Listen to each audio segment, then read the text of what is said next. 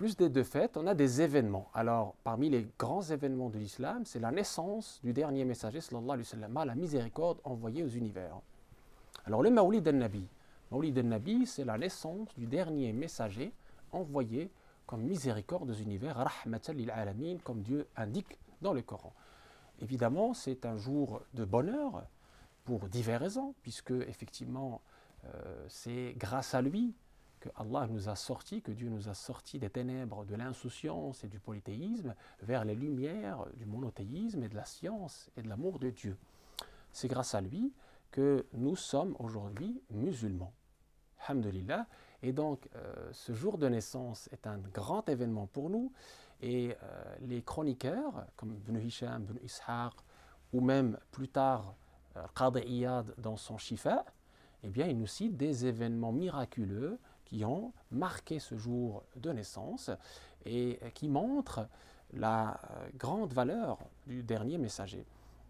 Et sans rentrer dans les détails, ce jour de naissance, la première chose que je dois dire, c'est que Abu Lahab, qui deviendra après bien sûr un grand ennemi de l'islam, quand il a reçu la naissance de son neveu Muhammad sallallahu alayhi wa sallam, eh bien, Thuwayba, sa servante qui est venue lui annoncer la nouvelle, il l'a aboli, il l'a affranchi pour montrer son bonheur et sa joie de cette naissance. Et le Bukhari rapporte dans son authentique que suite à cela, Dieu lui allège les tourments de la tombe chaque lundi, parce que le dernier messager est né un lundi.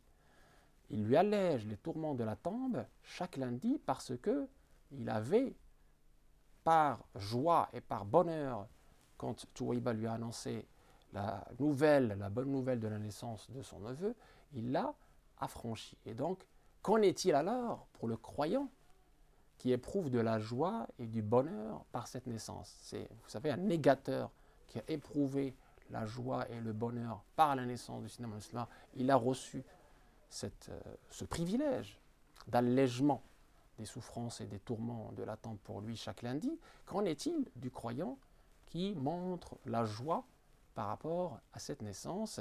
Et nous devions tous et toutes être reconnaissants par rapport à cette naissance, conformément à la parole d'Allah, قُلْ بِفَضْلِ اللَّهِ وَبِرَحْمَتِهِ فَبِذَلِكَ فَلْيَفْرَحُوا هُوَ خَيْرٌ مِمَّا يَجْمَعُونَ.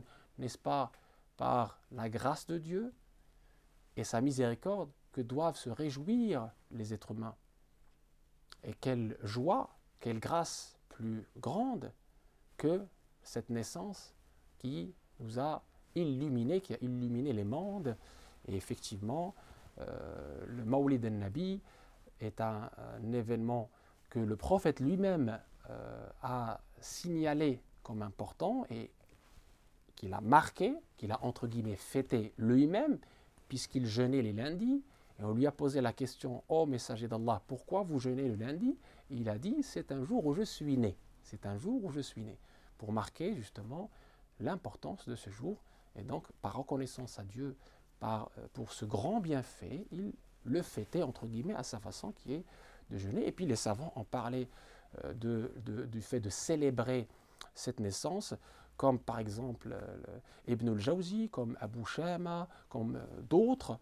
Et notamment, je cite un livre qui vient d'être traduit en français, qui est Husn al-Maqsid fi Amal al-Mawlid, de le grand imam Jalaluddin as-Sayyuti, qui cite évidemment les preuves solides de l'autorisation de célébrer la naissance du prophète sallallahu alayhi wa sallam par reconnaissance au bienfait d'Allah et par amour pour Sidna Muhammad sallallahu alayhi wa sallam, et surtout pour rappeler aux générations futures cette naissance et ce qui a accompagné cette naissance et l'importance de ce dernier messager pour nous tous et pour l'humanité. Comme j'ai dit, Dieu a fait l'éloge de Sidna Muhammad sallallahu alayhi wa sallam dans plusieurs versets, et il a dit de lui qu'il est la miséricorde envoyée aux univers et qu'il avait le meilleur comportement. Innaka la ala khuluqin azim.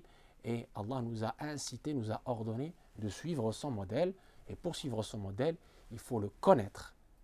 Et pour le connaître, évidemment, il faut aussi profiter de ces occasions comme sa naissance pour justement parler de lui, connaître et faire connaître Sidna Muhammad sallallahu alayhi wa sallam. N'est-ce pas un de nos devoirs sacrés.